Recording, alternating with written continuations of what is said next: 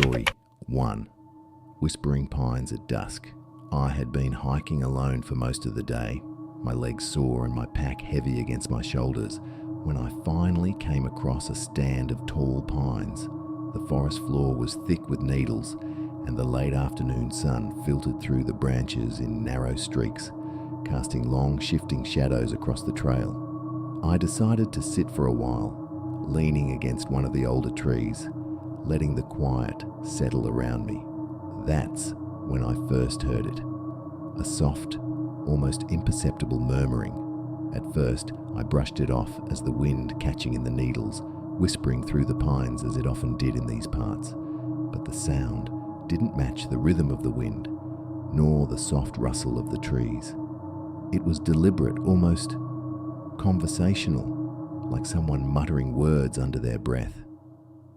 I tried to ignore it, taking deep breaths and convincing myself I was just tired, imagining things after hours alone in the woods. But the murmuring persisted. I turned my head slightly, scanning the shadows, and my stomach tightened.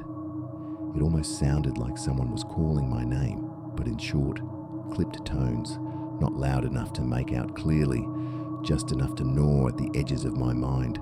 My pulse quickened, and I forced myself to stand, telling myself I'd cover more ground and shake the feeling of being watched. As I moved, the whispers seemed to follow, always soft, always just behind my ear, never fully audible, but unmistakably human. The shadows among the trees began to stretch unnaturally, the setting sun creating elongated shapes that shifted with every step I took. I caught glimpses out of the corner of my eye, something darker than the trees themselves, fleeting, just beyond recognition. I stopped several times, convinced I was imagining it, and each time I froze, the whispers grew sharper, almost impatient, as though aware I had noticed them. My hands trembled, and I gripped the strap of my pack so tightly it dug into my shoulder. The forest, which had felt familiar and safe that morning, now seemed alien, every sound amplified, every movement suspicious. After what felt like an eternity, I stumbled into a small clearing. The light here was fading fast, but for a moment I thought I was free. The whispers stopped abruptly, and the forest fell eerily silent, the kind of silence that presses against your ears and chest all at once. Relief washed over me, shallow and fleeting, and I began to catch my breath. That's when I noticed them. Footprints, dozens of them, pressed deep into the soft earth, forming circles around the clearing in a pattern that didn't make sense. No trail led into them, no trail led out, yet they were there, surrounding me like an invisible audience. My stomach turned cold. Adrenaline hit me like a wave and I ran. My legs burned, my lungs screamed, but I couldn't stop. Every branch snapping beneath my feet, every whisper of the wind through the pines sounded like it was chasing me, mocking me. I dared not look back, not wanting to see what might be moving in those shadows, waiting for me to stumble. I kept running, blindly following the trail until it twisted back toward the road, until the faint sound of my own vehicle reached my ears. Hours later, I sat in the driver's seat, shaking and sweating, trying to calm myself with rational thoughts, but the memory of those whispers never left. Even now, weeks later, I can't walk past the pines without that same sense of being followed, of soft murmurs brushing the edges of my hearing. The sound is different in every gust of wind, sometimes quiet enough to almost ignore, sometimes insistent, almost intelligible, repeating a name I can't place in a rhythm I can't escape. Friends tell me it was probably just exhaustion or imagination, that the forest has sounds that play tricks on your mind, especially when you're alone. I want to believe that. I really do. But I can still see the shadows stretching between the trees, the footprints in that impossible circle, the way the air seemed heavier when the whispers came. It's that lingering feeling that keeps me from returning to the trail, that makes my stomach twist whenever I hear wind through the pines. There's a subtle, oppressive presence in those woods, something patient and deliberate. The forest feels different when it's empty, like it remembers you, like it's aware of your every move. I haven't hiked that trail again, and I don't intend to, but the memory is always there, gnawing at me, a quiet terror that doesn't fade. Sometimes, when the wind blows just right, I hear it again. The soft, clipped whispers, indistinct, almost polite, almost familiar. And even from miles away, in the safety of my own home, I feel the same cold pressure on my shoulders, the same sensation of eyes in the dark, just beyond my vision, waiting, patient, unyielding. I don't know what was in those pines, if it was something human or something else entirely.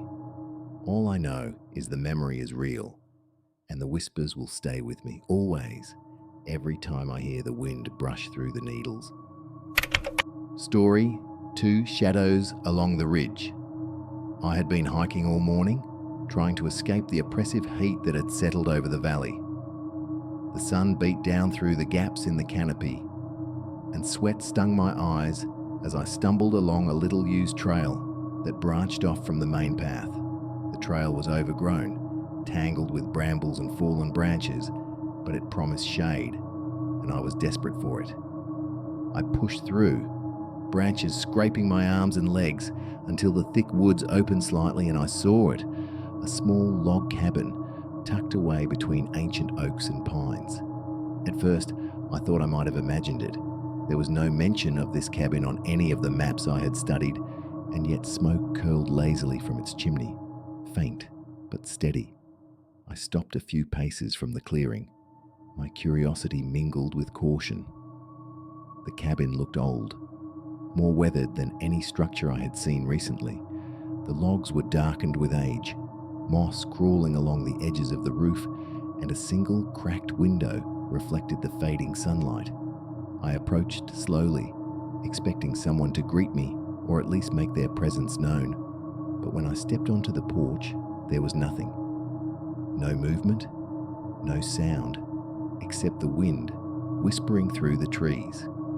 The door creaked as I pushed it open, revealing the interior. Dust coated every surface, thick and undisturbed, and the air smelled faintly of wood smoke and decay.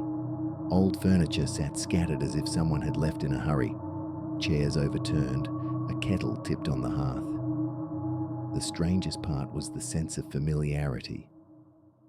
I had never been here, I knew that, but something about the cabin pressed against my memory, as though I'd visited it in a dream I couldn't quite recall. I stepped further inside, my boots echoing on the creaking floorboards. There were personal items left behind, a worn coat draped over a chair, a pair of glasses on the table, a small tin with the remnants of something I couldn't identify. Each object seemed ordinary, yet I felt a quiet disquiet, a sense that the space had been abandoned abruptly, its occupants vanishing into the forest outside. My skin prickled, and I told myself it was just my imagination, a trick of heat and fatigue. But the unease only grew when I sat for a moment by the hearth, brushing the dust off the logs. I felt a weight behind me, like someone or something was watching, though the cabin was empty. I spun around, heart pounding, and there was nothing, just shadows stretching across the walls, shifting with the fading light. I decided I had lingered long enough. Stepping back onto the porch, I glanced once more at the chimney smoke curling into the sky. It didn't dissipate. It hung there, curling, almost stubbornly, as if insisting that the cabin was real, that it existed even when my mind began to question it. I hurried down the trail, my pack heavy, my legs shaking not from exertion, but from that gnawing sense of wrongness that had settled over me. The forest felt alive in a way it hadn't before, each rustle and snap of a twig magnified, every shadow seeming to lean closer than it should. When I reached the main trail and pulled out my map, I realized something that made my blood run cold. The trail I had followed, the one that led to the cabin, wasn't on the map at all. No side path existed there. I called the names of the friends I'd been hiking with, trying to explain, but none of them had ever heard of this place. Their skepticism made sense, of course. It was just a trail, just a cabin in the middle of nowhere, a quirk of the forest. But I knew what I had seen. I knew the smell of the dust, the way the old hearth had felt beneath my fingers, the oppressive sensation of eyes on my back. Even that evening back in town, the memory of the cabin lingered. I tried to recount it, to explain what had happened, but the words faltered. There was a hollowness to the recollection, a sense that the story itself was fragile, almost impossible to hold on to. And at night sometimes, I wake from dreams in which I am back in that small clearing, sitting by the hearth. The wind is still, the forest quiet, but I can feel those eyes, always behind me, always patient, always unyielding. I've returned to the valley since, many times, trying to retrace the steps, to prove to myself that it was a real place and not a trick of the mind.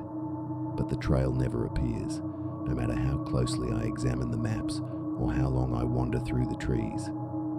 The cabin itself remains elusive, stubbornly absent, as if it had never existed at all. And yet I remember the feel of the floorboards under my boots, the faint curl of smoke above the chimney, the way the dust smelled, and the sudden, inexplicable recognition that gripped me the moment I crossed the threshold. There is a quiet dread in that memory, one that doesn't fade, no matter how rational I try to be.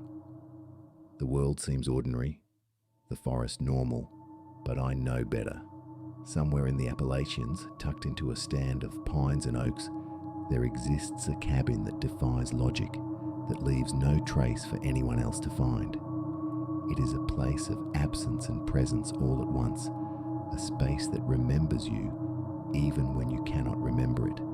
The thought haunts me most in the dead hours of the night, when the air is still and I can almost hear the faint creak of floorboards, the whisper of fabric in an empty room, and the persistent sense of eyes watching from just beyond the corner of my vision. I've told this story to only a few people, partly because I want to preserve its strangeness, partly because I am never sure I could do it justice. The forest is full of secrets, and some of them cling to you long after the sun has set and the trail has disappeared beneath your feet. I don't know what or who was in that cabin, or if it was even truly there in the way I remember, but I know the feeling, and that, for me, is enough. The memory of being there, of feeling both welcome and profoundly watched, is something that never leaves. Even now, I sometimes wake in the dark, certain I can smell the smoke and hear the forest around me, just as it had been, as though the cabin itself is still waiting, patient and unseen, somewhere beyond the reach of maps and reason. Story 3, the cabin that wasn't there. I had been hiking all morning, the sun pressing down through the dense canopy, leaving beads of sweat on my forehead and soaking my shirt through. I veered off a little-used trail, hoping to find some relief in the shade, the main path too exposed and oppressive under the summer heat. The trail twisted through the forest, barely more than a narrow track, tangled with brambles and low-hanging branches that scraped my arms as I pushed through. I was beginning to wonder if I'd made a mistake, if the heat and exhaustion had clouded my judgment, when I saw it. A small log cabin, tucked into a clearing I hadn't noticed on any map. Smoke curled lazily from its chimney, drifting up and catching the golden light of the afternoon sun. For a moment I thought I was imagining it, some trick of the heat and haze, but the smoke remained, steady and persistent, promising warmth and shelter, or perhaps just the illusion of it. I approached cautiously, my boots crunching on the leaf-strewn ground, and called out softly, expecting someone to answer. expecting life. There was nothing. No sound came back, no rustle of movement within the trees. The cabin itself looked worn, old, as though it had been standing longer than any other structure I'd seen in the area. The logs were darkened with age and moss crept along the roofline. One cracked window reflected the sunlight, and for a brief moment I felt an unshakable sense of familiarity, though I knew I had never been here. The front door creaked slightly as I nudged it open, revealing a room thick with dust, the air heavy with the scent of aged wood and something faintly acrid that reminded me of smoke long extinguished. Furniture lay scattered, chairs overturned, a kettle tipped on the hearth. It all suggested a hasty departure, though why anyone would leave in such a manner I could not imagine. I stepped further inside, boots echoing softly on the floorboards. Every object seemed ordinary, yet the quiet unease pressed against me like the heat outside had pressed through my clothes. A coat hung on a hook, glasses sat askew on the table, a small tin contained remnants of something unidentifiable. I moved slowly, expecting any second to see someone emerge from the shadows, but no one appeared. The strangest part was the sense that I had been here before, though logic screamed otherwise. Sitting for a moment by the hearth, I traced my fingers along the dust-covered mantle and felt a coldness on the back of my neck, like eyes were watching me, patient and deliberate, even though the cabin was empty. I spun around, heart racing, but there was nothing, only the shifting shadows cast by the waning sunlight. I left quickly, stepping onto the porch and taking a last, lingering glance at the curling smoke. It was real. The cabin was real. And yet, as I retraced my steps along the trail, a creeping unease settled over me. The forest, which had felt familiar that morning, now seemed alien, the undergrowth whispering in ways I couldn't place. My pulse raced with every snap of a twig, every rustle of leaves, convinced I was being watched, though no one was there. By the time I reached the main trail, I pulled out my map, hoping to mark the path, to confirm I hadn't imagined it. The trail, the side path I had followed, didn't exist on the map. My friends, when I tried to describe it to them later, had never heard of such a cabin, never seen the trail, never encountered anything like it in their own hikes. Skepticism was natural, but it did nothing to quiet the memory pressing into my mind. That night, I could not shake it. The image of the cabin remained, the odd familiarity, the faint curl of smoke, the way the hearth felt beneath my fingers, and the oppressive sense of being watched. Even in the safety of my own home, I could recall the smell of dust, the faint metallic tang in the air, the sensation that the room itself remembered me. Sleep was fitful, haunted by dreams that felt more like memories. I would awaken suddenly, certain I was back in that clearing, seated before the hearth, the forest outside silent and waiting.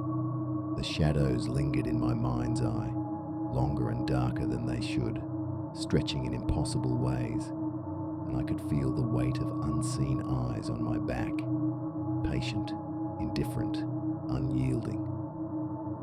I've returned to the area several times since, driven by a mixture of disbelief and obsession, but the trail never reappears. The clearing, the cabin, the curling smoke, none of it can be found again, as if the forest itself has claimed it back, erased it from memory and map, and yet the recollection remains, vivid and pressing. Every detail, down to the uneven floorboards and the tipped kettle, is etched in my mind. The sense of familiarity, the quiet dread that pressed against me as I moved through that room, is something I cannot explain. It is as though the cabin exists outside of ordinary space, a place that lingers at the edge of reality, waiting for someone to stumble across it again. Even now, I sometimes wake in the dark, certain I can smell the smoke, feel the warmth of the hearth, hear the soft groan of the wood as if settling under unseen weight. It is in these moments I remember most clearly that the cabin's absence does not make it any less present.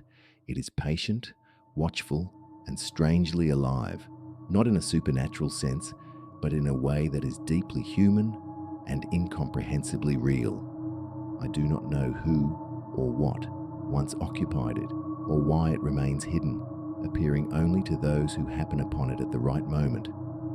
All I know is the way it pressed itself into my memory, leaving a trace that cannot be erased, a quiet terror that does not fade with distance or time. There are nights I lay awake, staring into the darkness, imagining the cabin somewhere in the folds of the forest, waiting for someone else to wander off trail, to see what I saw, to feel what I felt. The thought of it is enough to tighten my chest and make my hands clammy, because the fear is not of a ghost or a monster, but of something inexplicable, ordinary in its setting, yet profoundly unsettling in its effect. The cabin is gone, but its presence remains, a lingering memory that exists just beyond reason, waiting in the quiet, in the corners of perception, in the forgotten spaces between map and trail. Story 4, Footsteps in the Fog. I had been hiking along the ridge for hours, the sun already low in the sky, casting long shadows across the rocky outcrops and twisted trees.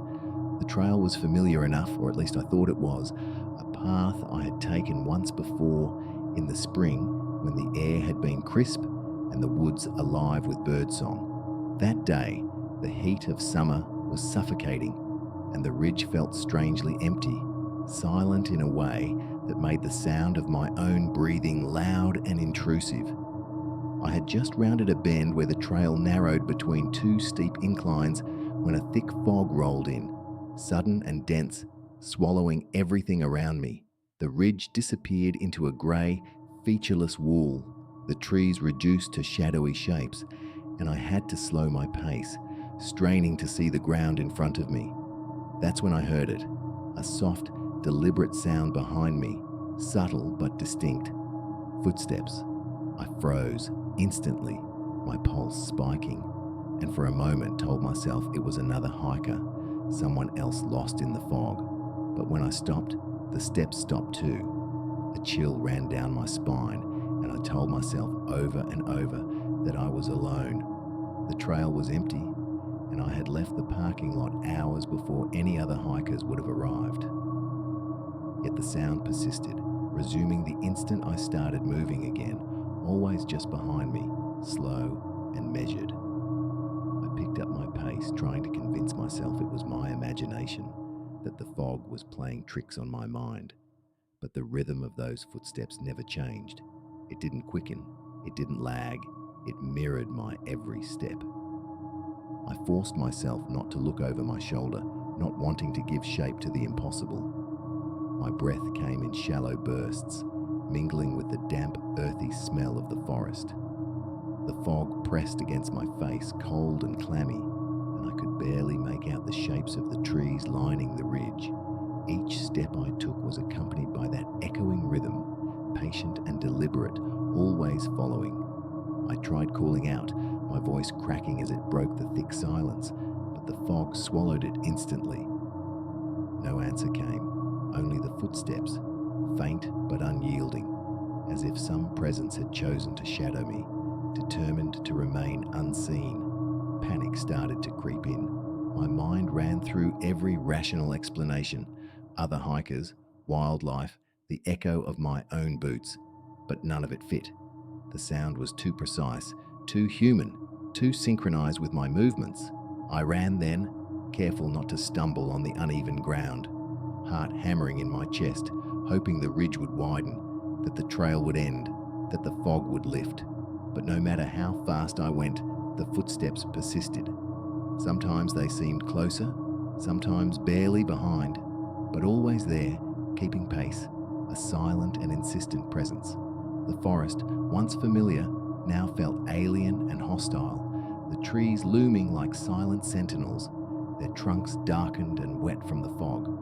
After what felt like an eternity, the trail finally opened into a small clearing. The fog had begun to lift, thinning enough that I could see the edges of the trees and the rocks scattered along the ground. My lungs burned, and I leaned against a large boulder, listening desperately, straining to hear the footsteps. There was nothing now, just the faint whisper of wind moving through the branches. Relief settled over me, but it was shallow, uneasy. I dared to look back along the trail. Nothing. No figure, no shadow, nothing at all.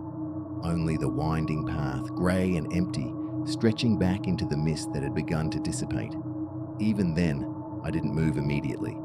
I just stood there, chest heaving, trying to convince myself that the experience was over, that my mind had simply conjured the sound in the oppressive fog. But as I listened to the soft rustling of leaves and the distant calls of birds, I realized that the rhythm of those footsteps was imprinted in my memory in a way nothing else could replicate. It wasn't gone. It was inside me, echoing, impossible to shake. I returned to the trailhead in silence, the daylight dimming around me, but the memory of that sound stayed with me, persistent and haunting. I recounted the experience to friends, trying to rationalize it, to frame it as exhaustion or imagination or the peculiar acoustics of fog in the forest. They nodded politely, offered the usual reassurances, but I could tell they didn't understand. I knew what I had heard, and I knew how precise it had been. Too human to dismiss, too deliberate to ignore. In the days that followed, I found myself thinking constantly about that ridge. I could picture the fog clinging to the trees, the way it rolled over the rocks, the way the forest seemed to fold in on itself, and with every memory came the sound of those footsteps, faint but distinct, synchronized to my own, a reminder that something had been there, following, patient and watchful. The rational part of me tried to dismiss it, tried to convince myself I was alone and safe. But the memory lingered in the quiet moments, when I was alone at home, when I walked down an empty street, when I closed my eyes to sleep. That precise rhythm, soft and deliberate, haunted me, impossible to place or explain. I haven't returned to that ridge, and I don't intend to. Even thinking about it brings a chill, a weight in my chest, the same sense of being watched that pressed against me in the fog. I can't explain what it was. Another hiker, perhaps, or something else entirely. But I know the truth of what I experienced.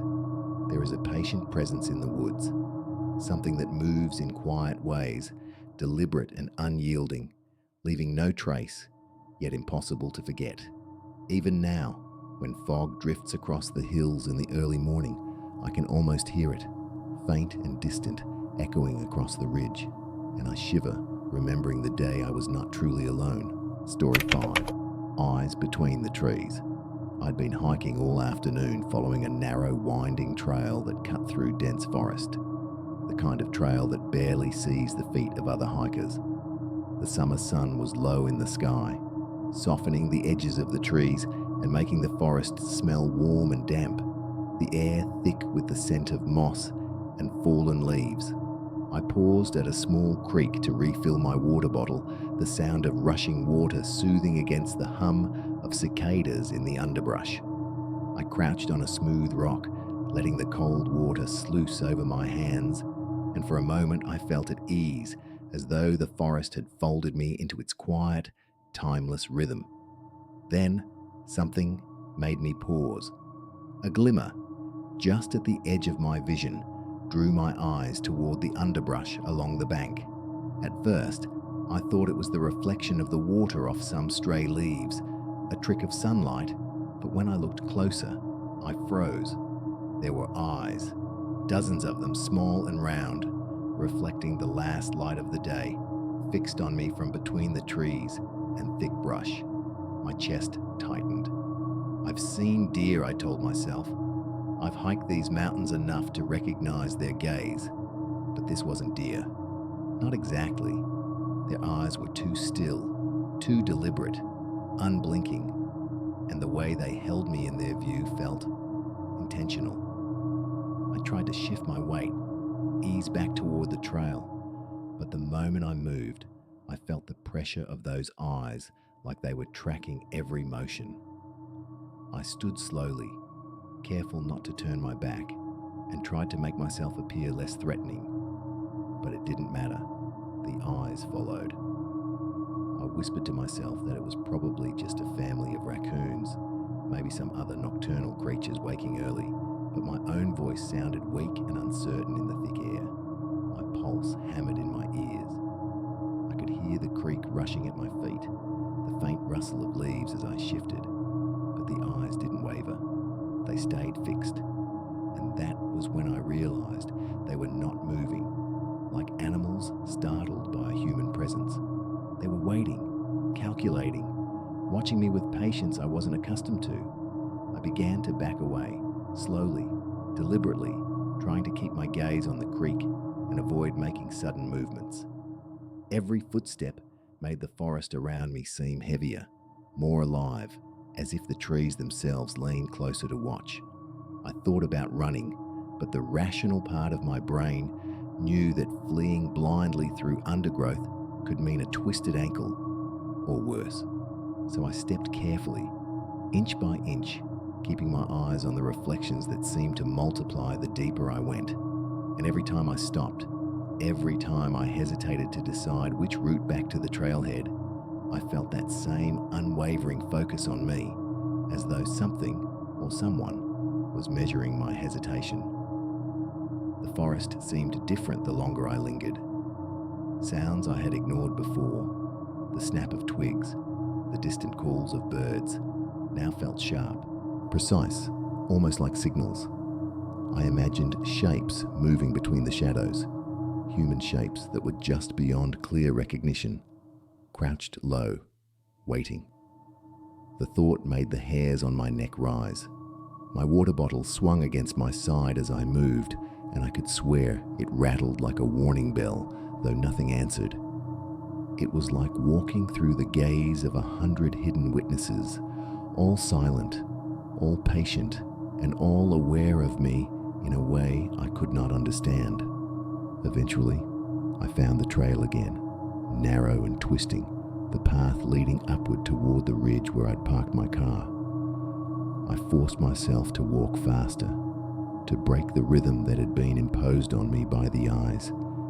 But every step seemed to echo unnaturally, the sound of my boots on dry leaves amplified, bouncing off invisible walls. And then, faintly, almost imperceptibly, I heard it, the softest rustle behind me among the underbrush. My stomach sank. I stopped and held my breath, straining to hear. The rustle ceased immediately, but when I took a cautious glance over my shoulder, there was nothing, just the forest, dense and unbroken. My rational mind argued that I was imagining it, that the shadows and the eyes had left an imprint, that my nervous system was now exaggerating. But the fear was real, physical, curling cold along my spine. I forced myself onward, moving quickly now, the trail growing steeper, the shadows of trees stretching long across my path. Every time I turned my head, I expected to see something, or someone, emerge from the thickets. I could feel it, the memory of those eyes embedded in the very air around me, pressing against the back of my mind. The feeling didn't fade when the trail opened into wider clearings. It only changed form, lingering as an almost imperceptible pressure, like being followed through the very memory of the forest itself. I reached the ridge at last, where the trees opened to a view of the valley below. The last light of evening painted everything in deep, dull gold, and for the first time, I thought I might have shaken whatever was behind me. I stopped, breathed heavily, and glanced back toward the woods. Empty. The underbrush swayed lightly in the wind, but the eyes were gone. Or perhaps they had never left at all, and I had simply looked away. I returned to my car and drove home in silence, the unease clinging stubbornly to my mind. That night I lay in bed trying to convince myself it had been nothing. Deer, raccoons, a trick of the light and fatigue, and yet in the quiet hours I could still see them, those countless small, calculating eyes staring from the darkness between the trees. They lingered on the edges of my memory, unblinking, patient. I imagined the forest as a living thing, aware and waiting, and I felt the cold realization that I had walked through it, noticed, and somehow marked. For days afterward, whenever I was alone, I felt it again, that impossible sense of being watched. In the shower, I could almost hear the faintest rustle beyond the bathroom window. On the trail near my apartment, I would catch glimpses of movement in hedges or shadows where no one could be. And sometimes, when I close my eyes at night, I'm back by that creek, crouching to drink, and I see them, unblinking, reflective eyes in the underbrush, patient and silent, keeping me in their sight. The forest never forgets, it seems, and even as the rational world reasserts itself, I know that some part of me will always carry the memory of those eyes, staring between the trees, and I am not sure whether I was ever truly alone in the woods, or if I had only thought I was. Even now, I wake sometimes to the sound of leaves rustling outside my window, and my heart pounds with the certainty that they are there, watching, waiting, unblinking, patient, and entirely aware of me in ways I will never understand. Story 6, The Narrow Bridge over Hollow Creek. The sun was already dipping toward the horizon when I came upon the bridge, a narrow, weathered thing spanning Hollow Creek. I'd been hiking all day, following trails that dwindled into barely there paths between the trees, and the weight of the pack on my back made my steps sluggish. The bridge looked old, almost fragile, the planks warped and grey, slick from years of rain and moss. I hesitated at the edge, balancing my boots carefully on the first plank. Something about it felt wrong, but I couldn't put my finger on it. Maybe it was just the fatigue talking, or the shadows stretching long across the creek. Still, I started forward, one careful foot in front of the other, trying to keep my balance on the uneven surface. Halfway across, I stopped, my boot pressed down on a plank that shivered beneath me in a way that seemed deliberate, like the wood was alive. That's when I noticed the scratches, long, deep grooves along the grain, jagged in ways no weathering could have made. The edges were darkened, and there were dents that looked like they'd been caused by something heavy or sharp. My chest tightened. I leaned over the railing, squinting at the creek below, half expecting to see a beaver dam or some other harmless forest explanation. Instead, I saw shapes moving in the water, shapes that didn't float naturally, shapes that twisted unnervingly in the shallow pools and eddies.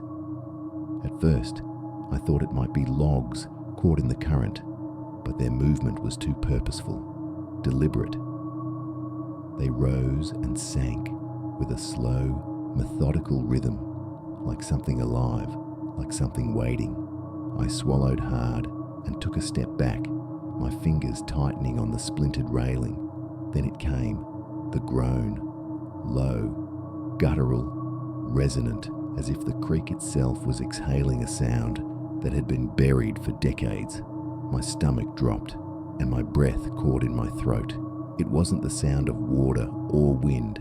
It was something far older, something human and inhuman at once, a sound that made the hairs on my arms stand at attention.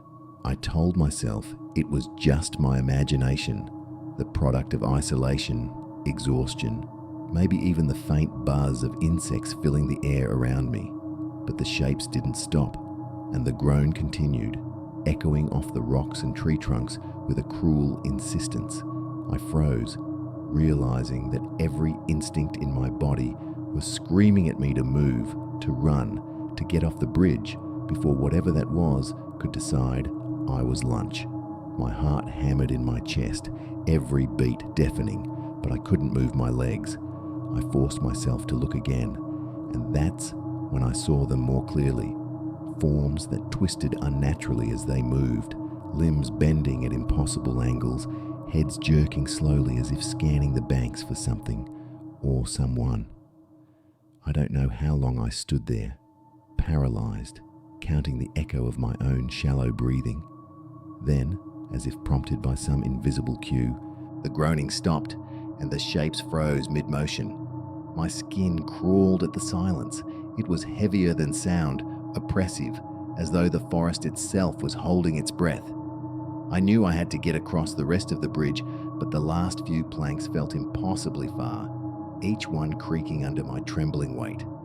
I took a deep breath, then a step, then another, my eyes fixed firmly on the other side, praying that nothing would lunge out from the shadows below. The final stretch felt eternal. Every movement seemed to draw the attention of whatever was in the creek, though when I glanced over my shoulder there was nothing, just the water, dark and slow, folding over itself like a black mirror. I stumbled onto solid ground and ran, my boots crunching over roots and fallen leaves, my pack bouncing against my back. I didn't stop until the car came into view, headlights glinting through the last shafts of sunlight. I threw the pack into the back seat and slumped into the driver's seat, shaking, unable to even catch my breath.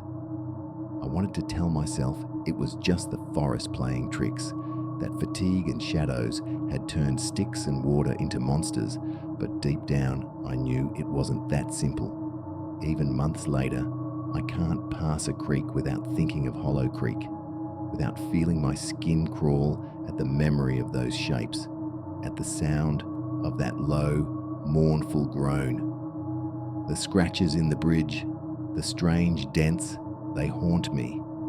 I've gone back in my mind, retracing the trail, but the bridge has become a fixed memory, a point of dread I cannot erase. Sometimes I wake in the middle of the night, heart racing, hearing that same slow, deliberate groan echoing in my ears, and I'm back on the bridge frozen, staring at shapes I cannot name. I've tried to tell friends about it, to find someone else who has seen something similar in those woods, but they laugh or say it's impossible. The more I talk, the more I feel the distance between what I experienced and what anyone else can imagine. And maybe that's the worst part, the knowledge that some things in the forest do not belong to explanation, that the silence between the trees can hide a presence you cannot fight or reason with. I still hike, though less often, sticking to familiar trails with markers I know. But sometimes when I wander too close to a ridge or hear the water running over rocks in a way that seems deliberate, I feel it again, the weight of being watched, the memory of that groan, and the slow, unnerving twist of shapes in the creek. Hollow Creek is always there in my mind, a reminder that some parts of the forest are better left unseen, that bridges may carry more than you intend, and that even when the world seems quiet and still, there are things moving just out of sight, patient, deliberate, and unrelenting. I suppose that's why the memory has stayed with me so vividly. It wasn't just fear, it was recognition, a sense that the woods are not entirely ours, that some truths are stitched into the roots and rocks, waiting for the unwary to stumble across them. And though I tell myself I am safe, miles from that bridge, I know, deep down, that the shapes, the scratches, the groaning, they are never far. They exist in the dark corners of memory, and sometimes when the night is quiet and the wind carries the water's sigh, I swear I can hear them again, just below the surface, waiting, patient as ever.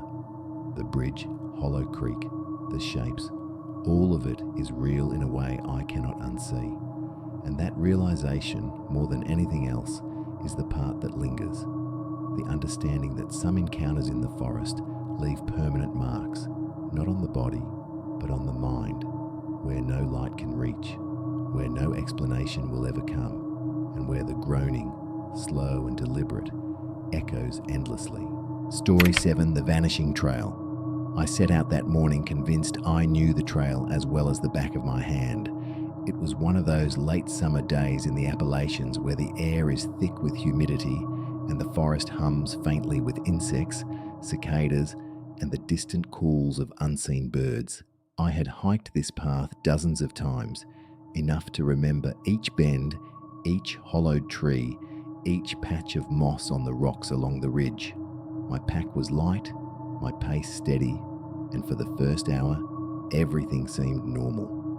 The crunch of dead leaves beneath my boots, the smell of wet pine and earth, the occasional rustle of a squirrel or rabbit in the underbrush.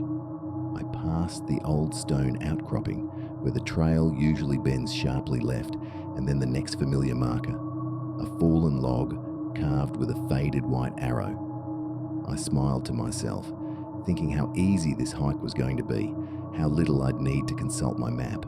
It was when I reached the bend near the creek, where a thin layer of mist clung to the rocks, that something felt off. The marker that was always there, the small wooden stake painted white, was gone. I paused, scanning the underbrush. Maybe it had fallen. Maybe some careless hiker had taken it as a souvenir.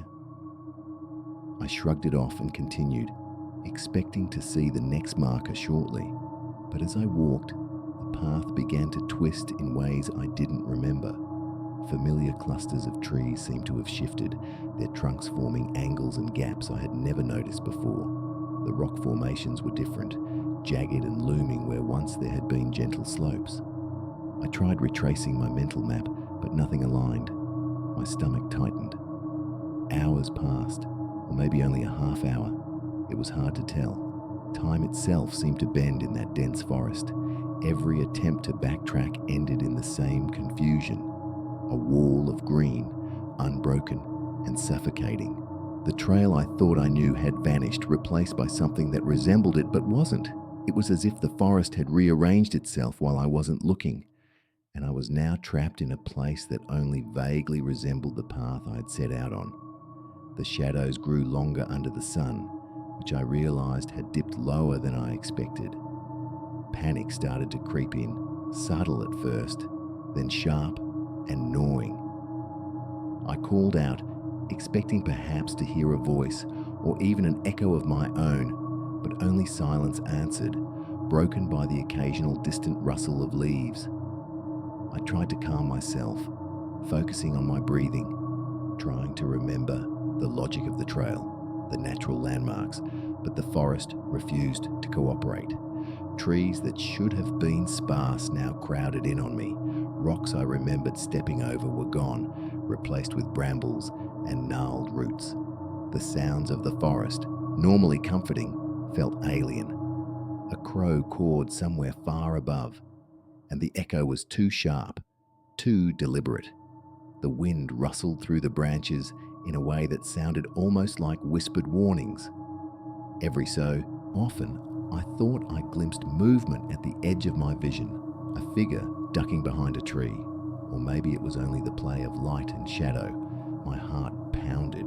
The rational part of my mind told me it was stress, exhaustion, perhaps dehydration. But another part, the primitive part that fears unseen predators, screamed that something was off, that I was not alone. I wandered for what felt like hours. My pack was heavy now, though it had not changed. My legs burned with fatigue. I stumbled over roots, slipped in mud, and cursed under my breath. Every familiar bend seemed unfamiliar. Every clearing, once a landmark, now offered no reassurance. I kept trying to follow the direction of the sun, but it moved faster than it should have, or perhaps I had lost all sense of distance and time. The forest was an unbroken maze, shifting subtly, with no end in sight. By the time I noticed the small clearing ahead, I was trembling. It looked like a natural break in the trees, but the way the light fell, golden and soft in the evening, made it feel almost deliberate, like the forest had opened itself to show me something. And then I saw it. The faint remnants of the trail, a few white flecks of paint on a tree stump, almost hidden beneath a layer of moss and leaf litter. Relief surged through me, but it was immediately tempered by unease. The clearing was too perfect, too still. The air was heavy, stagnant, and smelled faintly of wet leaves and decaying wood. I couldn't shake the feeling that this space had been waiting for me. As I stepped cautiously into the clearing, I felt eyes on me, though I couldn't see anyone. Perhaps animals, perhaps just my imagination, but the sensation was undeniable. Every instinct I had screamed that the forest was no longer merely a collection of trees and rocks. It was aware. I moved quickly, glancing over my shoulder constantly. The trail ahead beckoned, promising escape, yet each step felt measured, watched. I wanted to run, but I also feared that if I did, I might run in circles, deeper into this impossible woodland. Eventually, the trail widened, the trees parted, and the underbrush thinned. I emerged onto a path that looked normal, familiar, and my body went rigid with relief. I didn't stop to look back until I reached the last hill before the parking lot where I had left my car. When I finally allowed myself to glance over my shoulder, the forest appeared ordinary again. The twisted formations were gone, replaced by the familiar bends and markers I had hiked past countless times. No sign of the shifting trees, no hint of the clearing that had felt like a trap. It was as if it had never existed. Even now, months later, I cannot explain what happened. Every time I think of that hike, I remember the slow, disorienting twist of the trail, the oppressive hush of the forest, and the way it seemed to breathe around me, alive and sentient. I cannot walk that path again without a shiver of dread, a sense that the woods are holding their breath, watching, waiting, and sometimes in the quiet moments before sleep, I imagine the clearing still exists somewhere, a subtle fold in reality where the forest shifted and I was caught inside it, trapped in a place that obeys no logic, no rules, yet still remembers me. I can still feel the eyes, even though I never saw them, still hear the faint echo of my own footsteps twisting in ways they should not, and I know that I was, somehow, alone but not alone, surrounded by something that defies understanding, and I will never truly set foot on that trail again. Story 8, The Howl That Followed Me. I set out early that morning, the sun still pale and slanting over the ridges, the kind of late summer light that makes the Appalachian forest look almost inviting. The trail was steep and narrow, lined with brambles and the low, tangled underbrush that I had grown used to over years of weekend hikes. I had done this route before, or at least I thought I had. Sometimes the memory of a trail blurs with others, but I felt confident, maybe even a little smug, that I could make it to the top and back before dark. The air was thick with humidity, and the faint scent of wet earth and decaying leaves clung to me as I climbed. It was quiet, in a way that felt absolute, the kind of quiet that presses down on your chest and makes even the rustle of a squirrel feel deafening.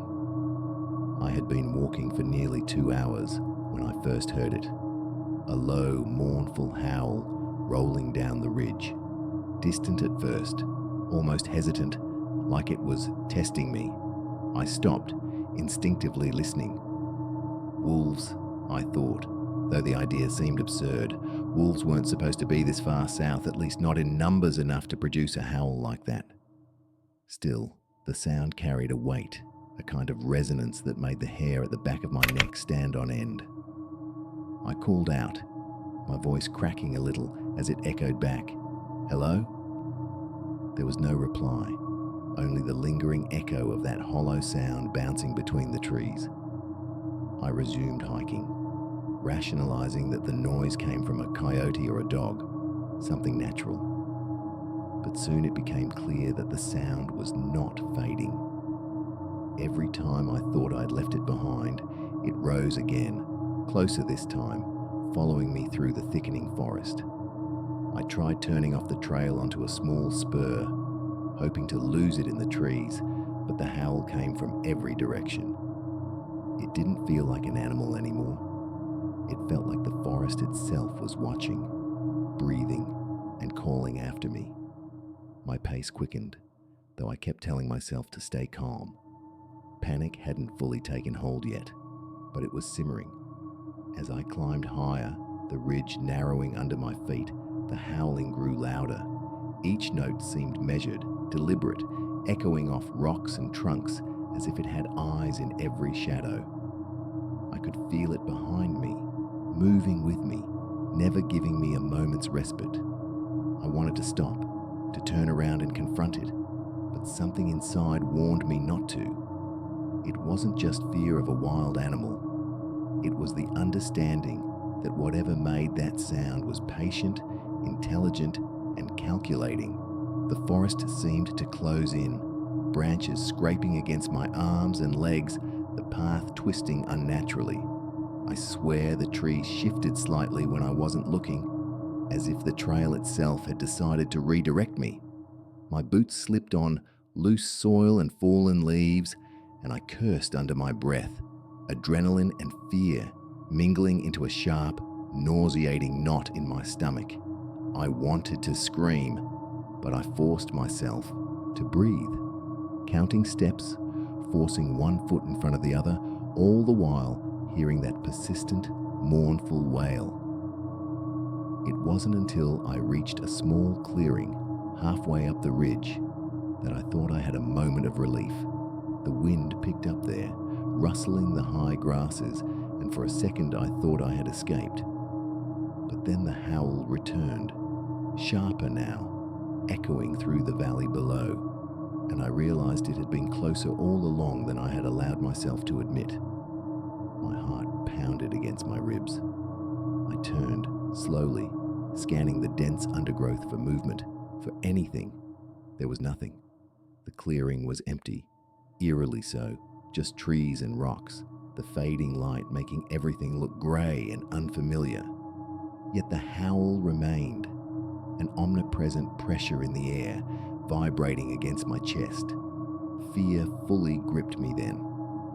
I started running, careful to keep my footing, letting instinct take over.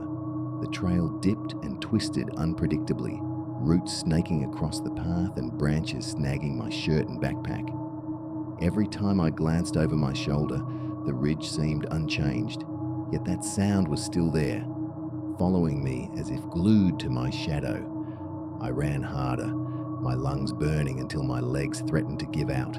The forest felt alive around me, every sound amplified, the snap of a twig, the rustle of leaves, and I was certain that whatever was producing the howl was close enough to see me, even if I could not see it. The sun was slipping fast now, leaving streaks of blood-red light through the trees. I reached a steeper incline, the path narrowing to a single dirt track between two stands of pines. I dared to glance back again, and for the first time, I thought I saw movement, something darting between the trees, low and quick, keeping pace with me. I couldn't be certain. My mind was too scrambled, my fear too raw, but it was enough to send me lunging forward, almost blindly, until I finally saw the trailhead below, where my car sat in the fading light. Relief and exhaustion collided, and I sprinted the last 100 yards, tripping over rocks and underbrush, never daring to slow until my hands were on the car door. I locked the doors immediately, shaking, sweat and grime mixing on my skin. I wanted to laugh at my own terror, to tell myself I had imagined it all, but deep down I knew I hadn't. I sat there in the silence of the cooling evening, heart still hammering, willing my thoughts to slow. But I could still hear it, faint now but insistent, like a memory carved into the air itself. I watched the forest for what felt like hours, but it remained still, empty of anything visible. Yet the howl lingered, a ghostly echo embedded in my mind. The days afterward offered no comfort. At night in my apartment, I could still hear that mournful sound, faint and distant, as though it were riding the wind across the ridges, following me even when I was safe. I tried to tell myself it was a wolf, a coyote, or some trick of the wind, but the memory of that patient echoing wail refused to be rationalized.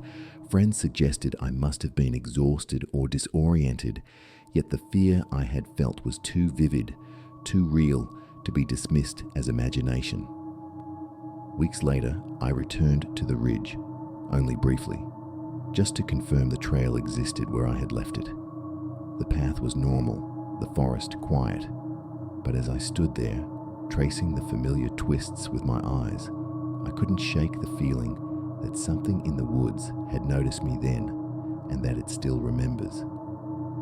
Sometimes when I lie in bed, I think I hear it again, far off in the mountains, a lonely, resonant howl that doesn't fade, and I know, without needing to hear it, that it is waiting, somewhere in the dark, patient, keeping track. Something in that ridge knows my footsteps, and perhaps it always will. Even now, I cannot pass the winding roads near that trail without a chill running through me. I do not return to the ridge. I cannot. The sound of that howl has become a permanent echo in my memory, a reminder of a time when the forest felt alive in a way that was utterly, terrifyingly real, and I will never be able to explain it.